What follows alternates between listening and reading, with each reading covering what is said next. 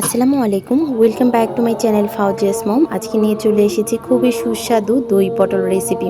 তো চলুন দেখতে থাকি। বিসমিল্লাহ। ফার্স্ট আমি এখানে নিয়েছি একটা আস্ত পেঁয়াজ টুকরো করে, নিয়েছি দুটো আস্ত কাঁচামরিচ, নিয়েছি কাজু বাদাম পাঁচটি, নিয়েছি সামান্য একটু জয়ত্রী গোলমরিচ, নিয়েছি রসুনের কোয়া, নিয়েছি আদা কুচি, আর নিয়েছি জিরা, তিল আর সামান্য একটু পানি দিয়ে আমি এটাকে পেস্ট তৈরি করে নিচ্ছি। আমি 3টি পটল দিয়ে দই পটলটা তৈরি করছি, আর সেই পরিমাণে আমি কিন্তু মশলাগুলো অ্যাড করছি। তো আমি এখানে সয়াবিন তেল দিয়ে দিয়েছি কড়াই। তেলের পরিমাণটা একটু বেশি রাখছি, কারণ আমি পটলটা ভেজে এই তেলেই রান্নাটা কমপ্লিট করব। তো সামান্য একটু তেলটা যখন গরম হয়ে এসেছে, পটলগুলো দিয়ে সামান্য হলুদ গুঁড়া আর কিছুটা লবণ দিয়ে আমি পটলগুলোকে লাল লাল করে ভেজে তারপর তুলে নিচ্ছি।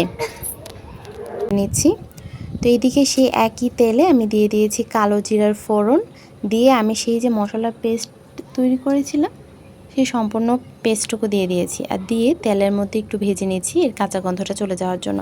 দিয়ে দিচ্ছি এখানে সামান্য হলুদ গুঁড়া, দিয়ে দিচ্ছি লাল মরিচের গুঁড়া সামান্য, দিয়ে দিচ্ছি ধনিয়া গুঁড়া,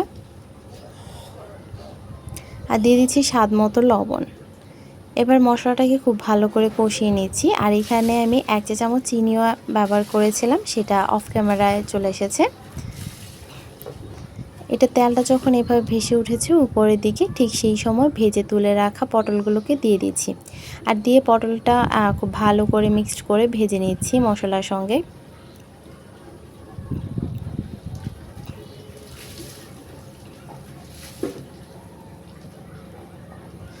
ভালো করে কিছুক্ষণ ভেজে নিয়ে তারপর এখানে ফ্যাটানো দই দিয়ে দিয়েছি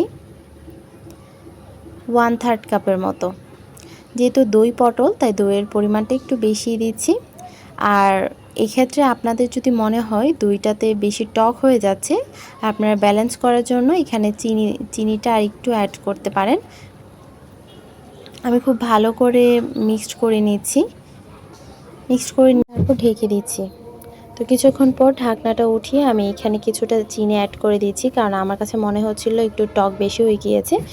তো চিনিটা দেওয়ার পর আমি আরও কিছুক্ষণ নেড়ে চেড়ে তারপর রান্না করে ফাইনালি উঠিয়ে নিলাম। এই ছিল ফাইনাল লুকটা। মাশাআল্লাহ, এতটা সুন্দর ছিল দেখতে, এতটা মানে কিউট ছিল, আর খাওয়ার কথা কি বলবো, ফ্লেভার তো দারুণ ছড়িয়েছিল। উপর থেকে আমি কিছু ধনিয়া পাতা কুচি দিয়ে দিয়েছি। আলহামদুলিল্লাহ, খুবই সুস্বাদু ছিল। একবার ট্রাই করে দেখতে পারেন।